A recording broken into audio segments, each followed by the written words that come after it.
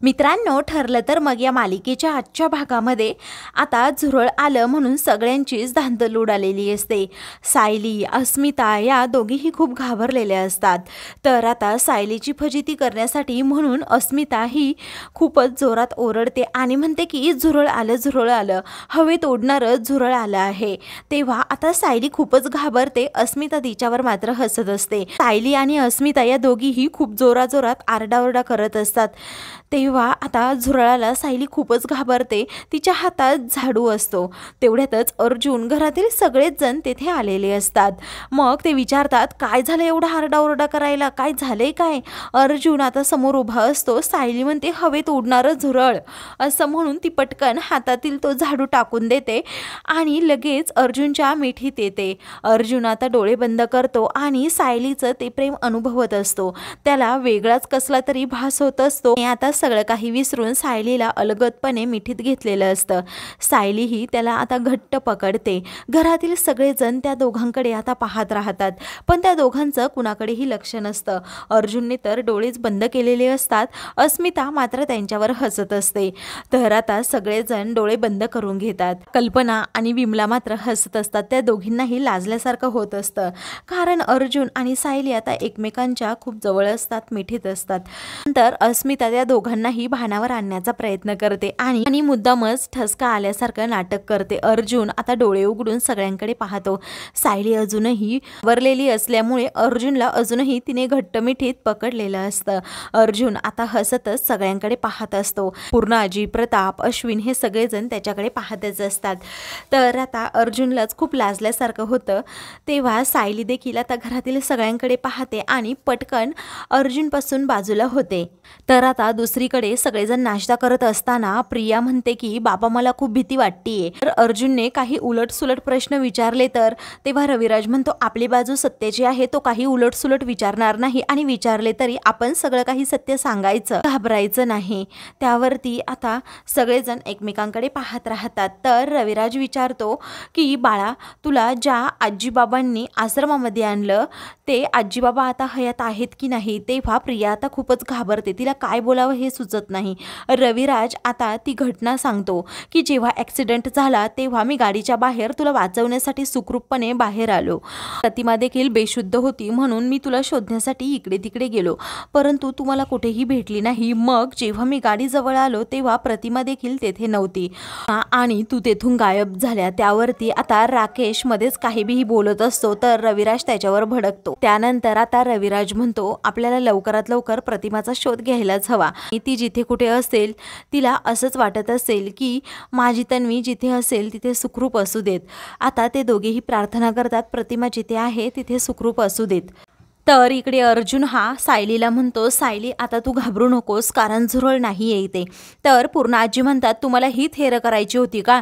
तर प्रताप म्हणतो आपण घरात राहतो असं रस्त्यावर नाही ही थेर करायला, एकमेकांच्या जवळ यायला। तेव्हा कल्पनाला आता वाईट वाटतं, ती म्हणते हो सायली घाबरली होती म्हणून अर्जुन जवळ गेली, बाकी काय? त्यावरती प्रताप म्हणतो तू नको लगेच त्यांची साईड घेऊ। तर आता ब्रेकफास्ट करायचा नाही का असं पूर्ण आजी अर्जुनला विचारतात। तर अर्जुन म्हणतो नाही। आता त्याला खूपच लाजल्यासारखं होतं, तो लगेच बाहेर जातो। मग पूर्ण आजी आता सायलीवर खूपच भडकतात आणि म्हणतात ए पोरी, अगं तुझ्यामुळे माझा नातू आता ब्रेकफास्ट न करता गेला आहे। तर सायली अहो अहो करत लगेच बाहेर जाते। तर अर्जुन तिच्याकडे पाहत पण नाही। सायली म्हणते अहो तुमचा रुमाल आणि पाकिट राहिलं। त्यावरती अस्मिता पडद्याच्या पाठीमागे उभी राहून त्या दोघांकडे पाहतच राहते।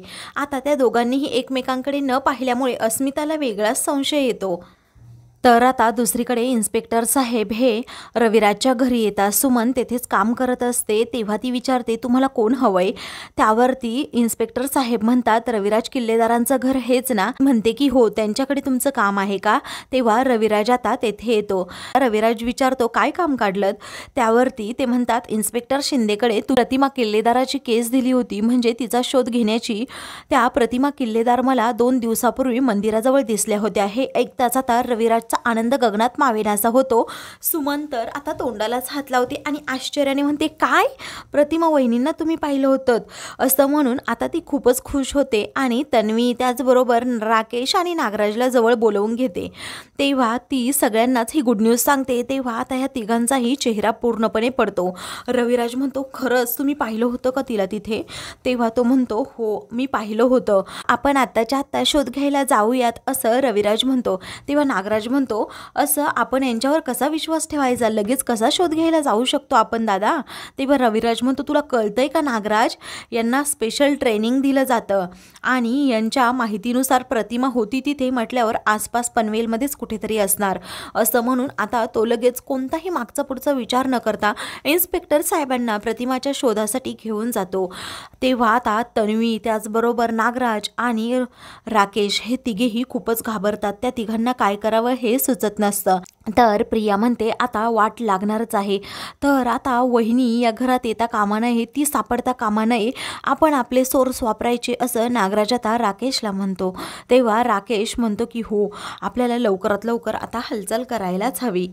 तर दुसरीकडे अर्जुन म्हणतो की आपलं सक्सेस आपल्या जवळच आहे, म्हणजे आपण आत्तापर्यंतच्या सगळ्या केसेस अगदी यशस्वीपणे लढलो आहोत आणि हे सगळं तुमच्यामुळे असं तो त्याच्या ऑफिसमध्ये काम करणाऱ्या सगळ्यांनाच म्हणत असतो. सगळेजण आता अर्जुनचं कौतुक करत असतात, त्याच्यासाठी टाळ्या वाजवत असतात, अभिनंदन करत असतात. तर अर्जुनच्या शर्टला आता सायलीची लिपस्टिक लागलेली असते. तेव्हा गोरेबाई आणि त्याचा स्टाफ हे सगळे ते पाहतात आणि त्याच्यावर हसत असतात. मात्र अर्जुनला अजूनही ते समजलेलं नसतं. चैतन्याला ही गोष्ट समजलेली असते की अर्जुनच्या शर्टवर सायलीच्या ओठांची लिपस्टिक लागली आहे.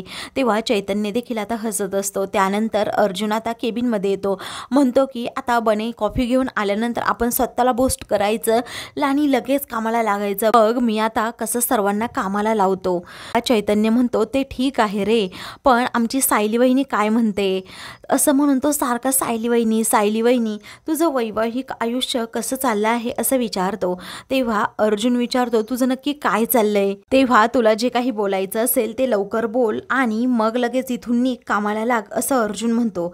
तेव्हा बाकी सगळ्यांनी तर पाहिलं आहे, परंतु तुमचं वैवाहिक सुखी आयुष्य तुम्ही सर्वांना तर दाखवलेलंच आहे असं अर्जुनला आता चैतन्य म्हणतो. त्यावरती अर्जुनला नक्की काय आहे ते समजत नाही.